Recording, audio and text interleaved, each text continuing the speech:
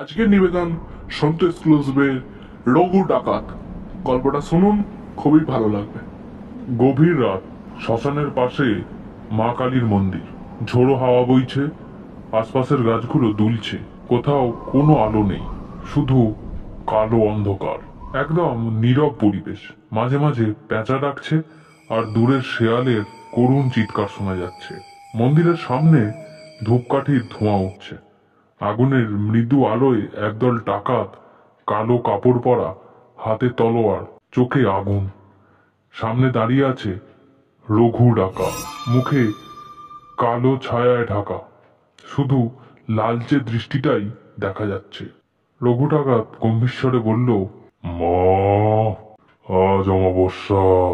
আজকে রাতে যদি আমার হাত কাঁপে, তবে আমায় অভিশাপ দিও। অন্যায়কারীদের রক্ত আজ ঝরবে। সে নিজের কপালে রক্তের টিকা দেয়। তার দলও একইভাবে মায়ের আশীর্বাদ নেয়। হঠাৎ ঝড়ের গর্জনে মন্দিরের প্রদীপ নিভে যায়। চারপাশে শ্মশানের ছাই উড়ে, যেন অশরীরী আত্মা ঘুরে বেড়াচ্ছে রাজবাড়ির দিকে। রঘু ডাকাতের দল ছায়ার মতো এগিয়ে চলেছে। বৃষ্টি পড়ছে ধীরে ধীরে। দূরের প্রাচীর অতিক্রম করে তারা ভেতরে ঢোকে। চারপাশ নীরব, কিন্তু যেন কিছু একটা ভুল, যেন কেউ বা কিছু ওদের অপেক্ষায়। এক ডাকাত ফিসফিস করে বলল, দাদা, মনে হচ্ছে কেউ আমাদের দেখছে। হঠাৎ দূর থেকে শোনা যায় এক নারীর বিকট হাসি, যেন অন্ধকার রাত ফাটিয়ে দিচ্ছে সেই শব্দ। আরেকজন কাঁপা কণ্ঠে বলল, এ মা যে কালীর মতো হাসি শোনাচ্ছে। এক মুহূর্তের জন্য রাজবাড়ির সব আলো নিভে যায়। শুধু তপ করে জ্বলতে থাকা মশালগুলো এক অদ্ভুত নীল আলো ছড়াতে থাকে।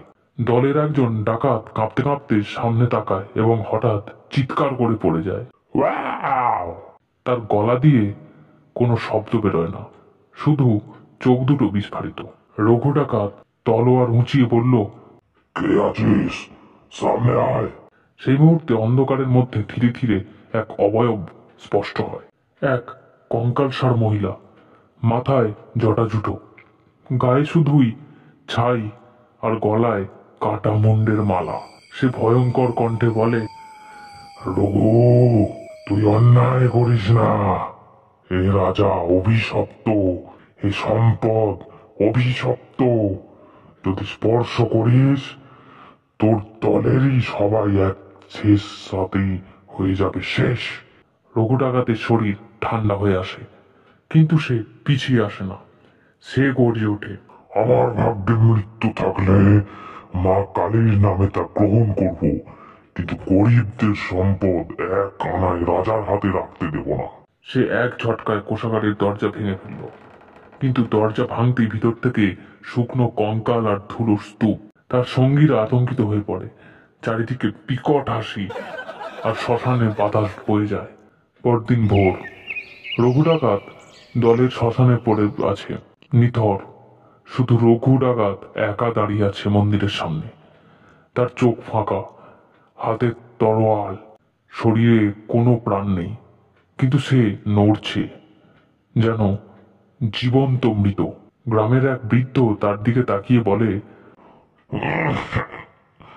ও মানুষ নয়, অভিশপ্ত। যে রাতে অন্যায় স্পর্শ করে, তার আত্মা আর মুক্তি পায় না।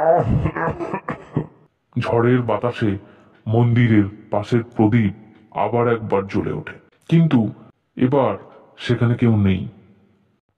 সন্ত এক্সক্লুসিভের আজকে রঘু ডাকাতের ভিডিওটা কেমন লাগলো অবশ্যই নিচে কমেন্টে জানাও। যদি ভালো লাগে থাকে অবশ্যই চ্যানেলকে সাবস্ক্রাইব করে আমাদের সন্ত এক্সক্লুসিভের পাশে থাকো তোমরা।